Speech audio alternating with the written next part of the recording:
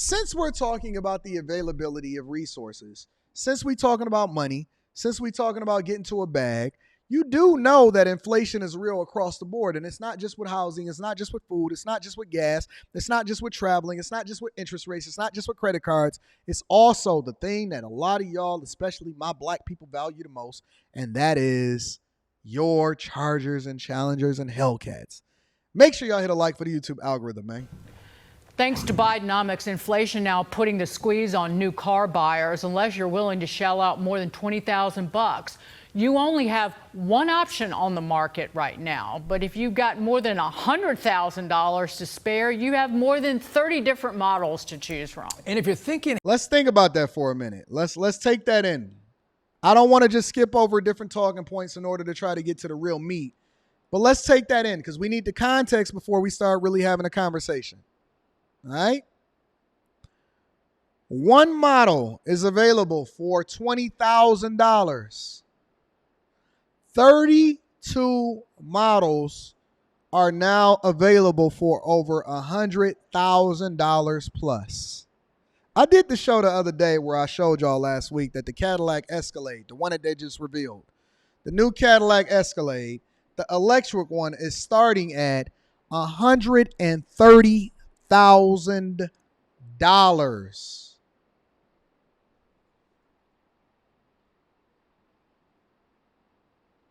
The new Escalade starts off at 130 bands, fam.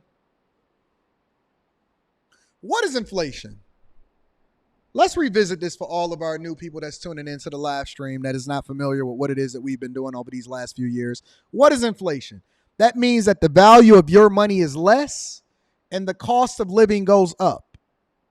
That means that you make less money, right? Or your money stays the same, or you may get a raise. Let's say you get a 2, 3, 4, 5% raise.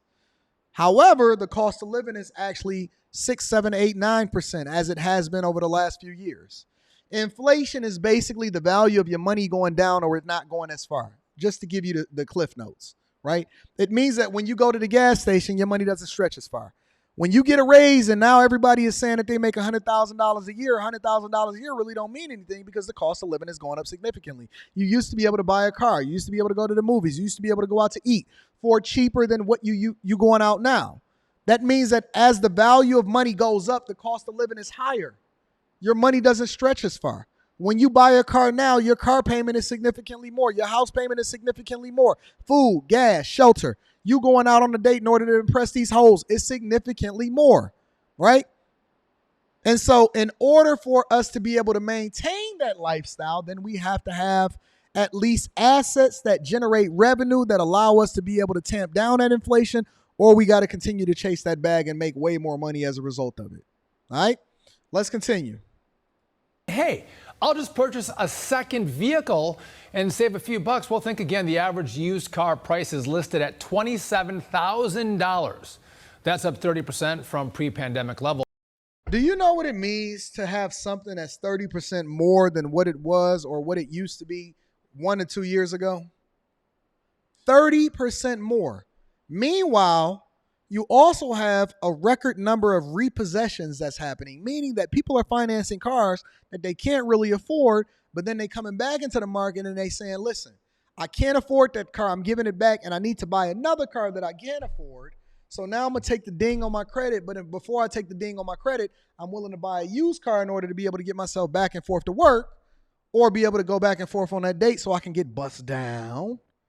And so as a result, now you have homes and cars that's priced significantly more than what was the number that he said on the last thing that I reviewed?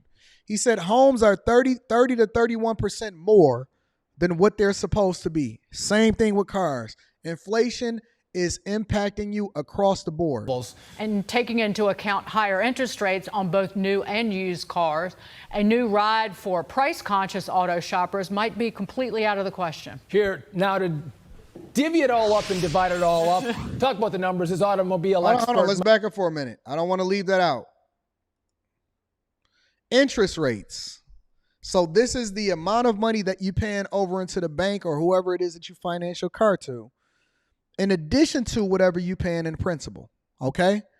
That means when you look at your car note and you look at your statement and you see how much it's going to, y'all need to start actually looking at y'all statements. Look at your check stub, look at your statements, look at whatever it is that you're financing, right? That means that when you buy a new car, on average, your interest rate is 7.2%. Now, here's how they get you. You're going to pay less for a used car, but you're going to pay more in interest. You're going to pay less, meaning that you're going to pay something that somebody's already used. You're going to get a cheaper price for it. It's going to get the depreciation on it.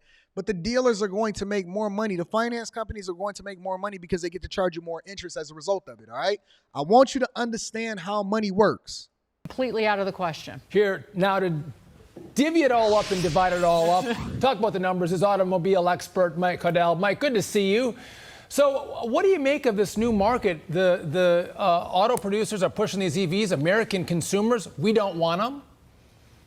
Yeah, so let me divide it up into two different cases, right? You've got the electric vehicle side of the market, and then you've just got the rest of the car market. Yeah. So the average car price right now is about $48,000. I never thought in my lifetime I would see a starting price of a new car be at $48,000. The starting price of an electric vehicle, the average of an electric vehicle is about $53,000. So you take the 48 and you put the 53 together and you go, man, $50,000 for either an electric vehicle or a new car. Now, I just came away from Monterey Car Week a week ago, and we're looking at 8 cars that went for $10 million. So here, Light stunt. And on the low, he hit us with the light stunt. Okay, we got it. Monterey Car Week, $10 million. That means that the top is getting richer and the middle class are the ones that's suffering. Let's continue. what we're dealing with, guys. We're dealing with low volume and high interest in vehicles. So people want to buy these cars, but they can't afford them. And the reason that there's low volume right now at dealerships nationwide is that during COVID, obviously, manufacturing facilities were shut down. Then compound that with the supply chain issue. Now you have vehicles sitting on lots like the Ford Lightning in Detroit, where you can't actually finish the vehicle and get it out to dealerships nationwide because the parts aren't available. There's a huge problem. This reminds me of the Dayton market. The car market is literally a reflection of the Dayton market. I know y'all don't want to talk about it. Anton, why you keep comparing relationships to cars? Because it's literally the same thing. Most people don't qualify to be able to get a new car.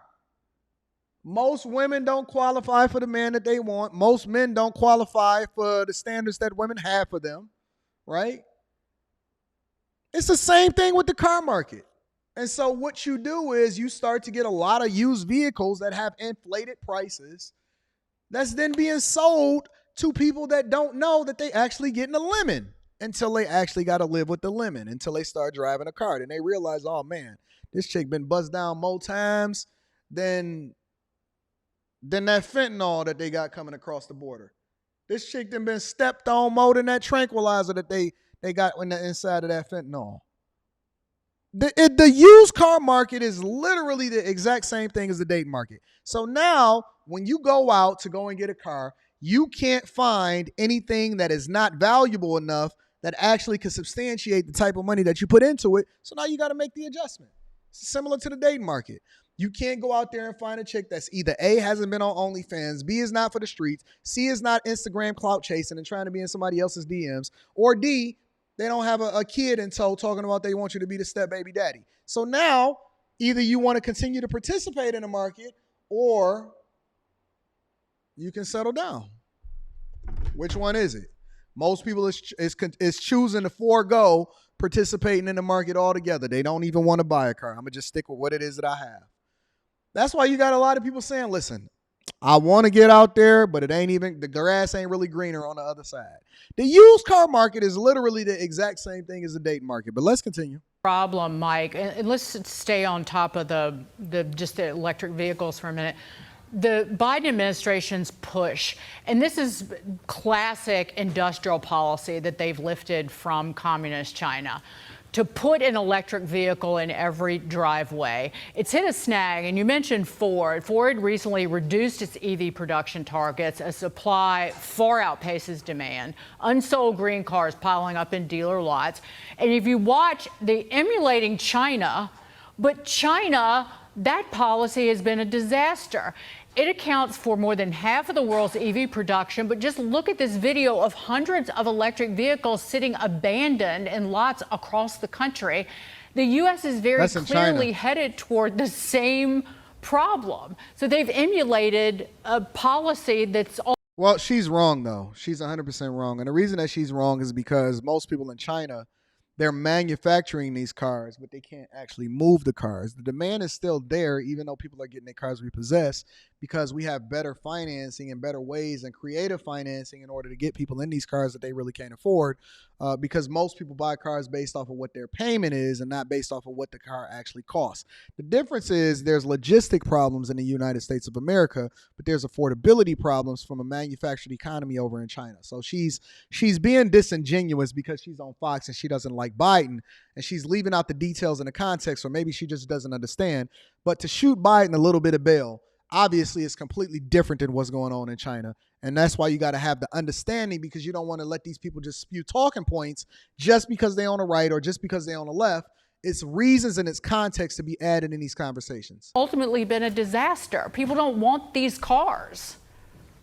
Yeah, no doubt about that, Dagan. And here's something interesting. Last week, I had a chance to sit down with Ford's CEO, Jim Farley, and it's widely publicized. He had what's called a reality check. They had their big dealer meeting in Las Vegas last week. He drove from Las Vegas. Yeah, he did Route 66. He was trying to look at the infrastructure network. Yes, we're familiar with it. Yo, can we get some pundits on here that actually can give us some information that we don't already know, that we're not already understanding? Yes, the CEO he drove in order to get the reality check all the way down to see what it's going to be like and whether or not they got the infrastructure in order to be able to support electric cars, and we needed to understand it. We already know what you're going to say, sir. Go ahead. From LA to Las Vegas, and actually had problems getting the Ford Lightning charged. And I sat down, I talked to him. For the first time, I saw the light bulb go off in his mind, and he said, we got to figure out the infrastructure. I want to hit what you just said really fast, Dagan, about President Biden. You have to divide the electric vehicle market into 4 categories. The vehicles, and then you have to divide it into the infrastructure, the environment, and the politics. Let me start with the cars. The cars are actually fun. They're fast. They're super cool and full of technology. But then you have to take that second part. The infrastructure is just horrible. There's nowhere to charge these cars. That's not true. The infrastructure is actually good because Tesla, the Tesla network is actually one of the most phenomenal infrastructure networks ever. Also, you got to take into account that most people charge their cars at home. Most people don't take road trips. So the context is, for people that are taking road trips that is not in a Tesla, how do you then solve for the infrastructure problem? Well, what a lot of manufacturers are doing is trying to both build out the infrastructure while also broker deals with Tesla in order to be able to use their charging network to make sure that they can make it across country when they want to do a road trip in an electric vehicle. I do road trips. I've done it. I've drove from here to Pittsburgh, and I've drove from here to Chicago all the way down to Gary, whatever, right? I've done it all the time. But you can't gas up your car at home, and that's the difference between an ICE-powered vehicle, which is internal combustion engine, and an electric vehicle. Most of the time, I just plug my car in. As soon as I get to the crib, in the morning time, I unplug it, and I be able to go back and forth, and I haven't really actually tapped into a charging network in a very, very long time. I have not stopped at a gas station in a very, very, very long time, right? Also, when I get to wherever it is that I'm going to go, in most large major urban cities, you got somewhere to charge it. They let you charge it for free in the gas station. In the parking lots. They let you charge it for free at the job. You can plug it up right into your building. And so it's a completely different problem. And so what he's talking about is the infrastructure problem as far as getting to and from long distances. He's not talking about local and getting around that way, which is what 98% of most people are using their cars for. So this is a disingenuous argument, but I get what he's trying to say. He's trying to sell it against Biden actually building an infrastructure that allows for people to be more easily sold on buying an electric vehicle. Okay, let's go. Unless you have adapted your garage to charge those vehicles. The environment, I'm going to throw that out the door. It takes a whole lot to produce these vehicles, and we have no idea what we're going to do with the batteries when we're done. You've heard that term weaponized, and I'm going to use it. I don't care. The White House has weaponized the world of EVs. Jim Farley said, look, we want to offer people choice, and that's going to be the deciding factor. 52% of Americans are researching, only 7% are buying. Mike, no, but only 7% of cars being offered is electric. It's another disingenuous argument. As a matter of fact, what he's not saying is that the Model Y is the world's number one selling car, and it's the world's number one selling car. The Model Y sells more cars than any car in the world. The Tesla Model Y. It's a fact. It's a fact. It's the number one selling vehicle in the world. The electric vehicle market is the fastest growing market in the world and in the United States of America. Just a few years ago, it was less than 2%. Now it's at 7%. It's the biggest growing market in the world. Come on, man.